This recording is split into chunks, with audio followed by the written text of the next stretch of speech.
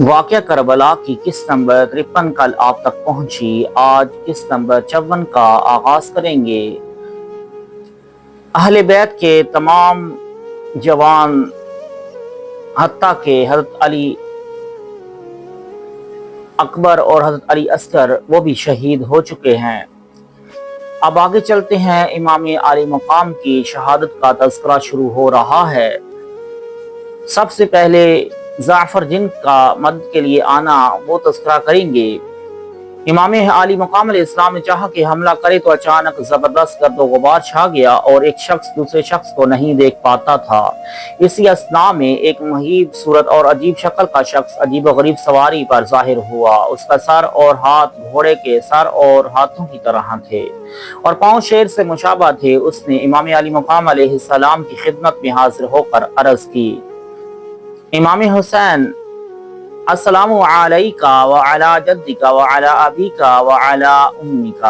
امام علی مقام علیہ السلام نے اسلام کا جواب دیا اور فرمایا، اے نیک بخت، تو کون ہے جو اس وقت مظلوموں، بیچاروں اور غریب الوطنوں پر سلام کرتا ہے؟ اس نے کہا، اے ابن رسول اللہ، میں جنوں کا سردار اور سید آخر الزمان صلی اللہ علیہ وآلہ وسلم کا غلام اور شاہ مردان علیہ السلام کا نوکر ہوں۔ میرا نام ظفر زاہد ہے اور میرا لشکر اس بیابان میں سکونت پذیر ہے۔ آپ کے والد گرامی چاہے بیر العلم سے تشریف لائے تو انہوں نے ضرب ذوالفقار سے جنوں کو مسلمان کیا۔ اس وقت میرا باپ جنوں کا بادشاہ تھا اور میرے باپ کے فوت ہو جانے کے بعد یہ تمام جن میرے زیر فرمان ہیں۔ اجازت عطا فرمائے تاکہ میں اپنے لشکر کو لا کر ان لوگوں سے جنگ کروں۔ امام علی مقام علیہ السلام نے کہا، اے جعفر، اللہ تعالیٰ تجھے جزائے خیر عطا فرمائے۔ تمہیں نہ یہ لوگ دیکھ سکیں گے اور نہ قتل کر سکیں گے، جبکہ تم انہیں دیکھو گے بھی اور قتل بھی کرو گے، اور یہ ظلم ہوگا۔ بدر و حنین کی جنگ میں میرے نانا جان کی خدمت میں حاضر ہو کر ملائکہ نے جو کافروں کے ساتھ جنگ کی تھی وہ خدا کے حکم سے تھی۔ تو اپنے گھر اور اپنی مجلس میں واپس چلا جا۔ جعفر نے کہا، اے سردار، ہم انسانوں کی طرح ان کے سامنے نظر آئیں گے اور جنگ کریں گے۔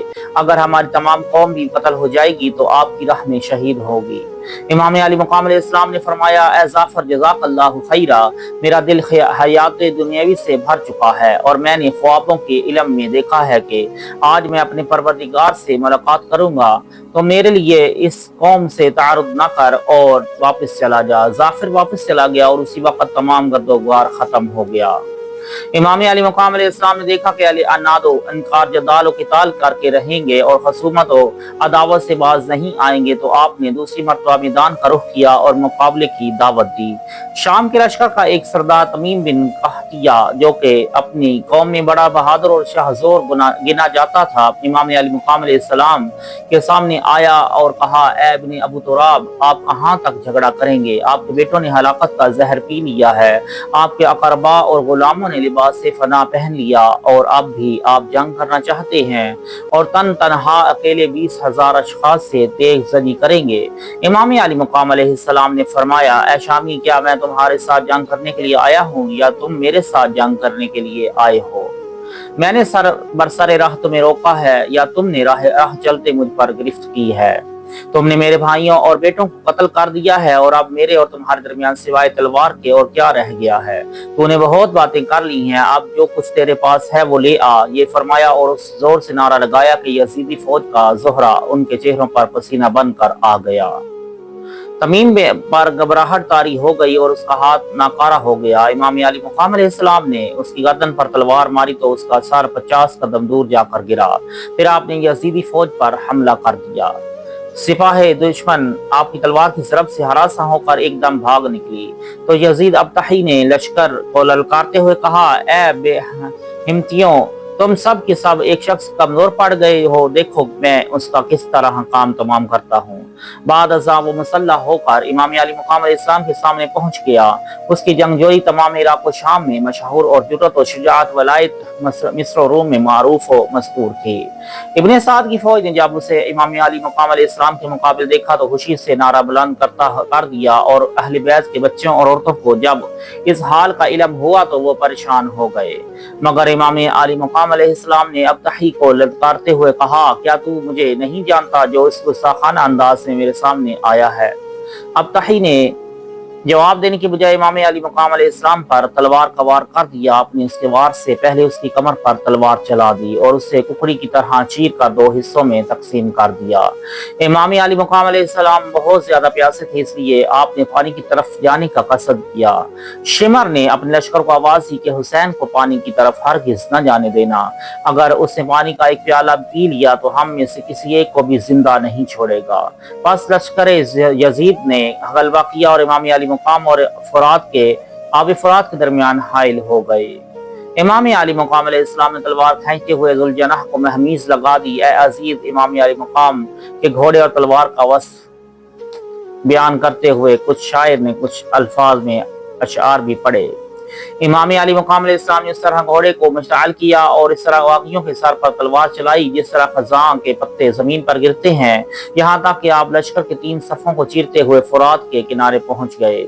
आपने अभी घोड़े को फुरात में उतार कर चुल्लू में पानी लेकर पीने का इरादा ही किया था कि आवाज आई, ए हुसैन, आप पानी पी रहे हैं और यजीदी लश्कर अहले बैत के खैमों को लूट रहे हैं।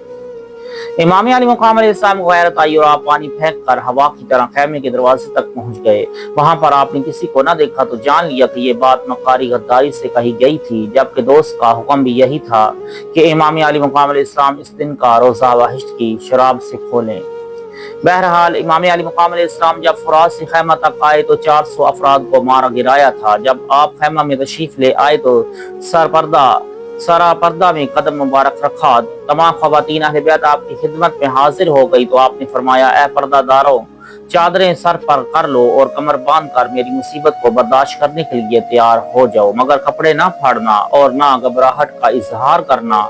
मेरे यतीमों का ख्याल रखना। फिर आपने इमाम ज़ैनुल आबिदीन अलैहिस्सलाम को आगोश में लेकर उन्हें बोसा देते हुए कुछ फरमाया, ए बेटे, जब आप मदीना मुनव्वरा में पहुंचे तो दोस्तों को मेरा सलाम कहना और कहना मेरे बाप ने इस तरह फरमाया है कि जब कभी तुम गरीब वतनी के दुख में मुब्तला हो जाओ तो मेरी गरीब वतनी को याद कर लेना, और जब किसी को कत्लशुदा को देखो कि उसकी गर्दन नाहक काट दी गई है तो मुझे फरामोश न करना, और जब कभी ठंडा मीठा पानी पियो तो मेरी तशन्ना लबी और मेरे जिगर की तपश पर गौर कर लेना।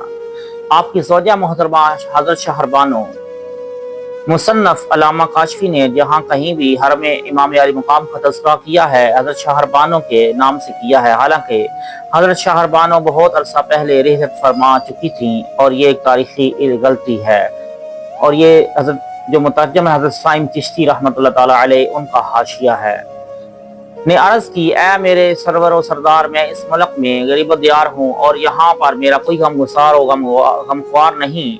आपके हमशिरगान और साहबजादियाँ हज़ूर सल्लल्लाहु अलैहि वसल्लम की औलाद हैं। कोई शख्स उन पर हाथ नहीं उठाएगा और उनकी हुर्मत का ख्याल रखेगा। मैं जर्द की बेटी हूँ और आपके सिवा मेरा कोई सहारा नहीं। मुमकिन है आपके बाद लोग मेरी तरफ कसद करें और आपके हरम मोहतरम की हुर्मत का ख्याल ना करें। इमाम अली मुकाम अलैहिस्सलाम ने फरमाया, ए शहरबानो, आप गम न करें, आप पर कोई शख्स हाथ नहीं उठा सकता और आप हमेशा मोहतरम मुकर्रम रहेंगी। एक रवायत में आया है कि इमाम अली मुकाम अलैहिस्सलाम ने फरमाया, जब मैं घोड़े की पुश्त से गिर जाऊंगा तो मेरा घोड़ा आपके पास आएगा, आप उस पर सवार होकर उसकी लगाम छोड़ देना, वो आपको जहां अल्लाह ताला चाहेगा इन लोगों से बचा कर ले जाएगा। मगर दुरुस्त जो रवायत यह है कि आपकी ज़ौजा मोहतरमा अहले बैत के हमरा शाम को गई थी। अलकिस्सा इमाम अली मुकाम अलैहिस्सलाम ने अपनी औलाद से एक एक को रुखसत किया और सवार हो गए। ये आखिरी ज़ियारत और आखिरी वदा था। बस आप दूसरी मरतबा घोड़े पर सवार हुए और ज़बान हाल से मुबारकत तलब की। इमाम अली मुकाम अलैहिस्सलाम की तलवार की काट। रवायत आई है कि जब हजरत इमाम हुसैन अलैहिस्सलाम मैदान में तशरीफ लाए और मुकाबले की दावत दी तो इब्न साद ने कहा, ऐ लोगों, तुम जानते हो कि वो अकेले अकेले हरीफ को नहीं छोड़ते। इस वक्त वो प्यासे हैं और हलाकत के करीब पहुंच चुके हैं। इकट्ठे होकर हमला कर दो। अल्लाह ताला की उन पर रहमत हो और उनके सदके हमारी बख्शिश हो, मग़फ़िरत हो। इंशाअल्लाह बकिया का हिस्सा कल बयान किया जाएगा। अल्लाह ताला हम सब को अहले बैत का अदब व एहतराम करने की तौफीक अता फरमाए। आमीन।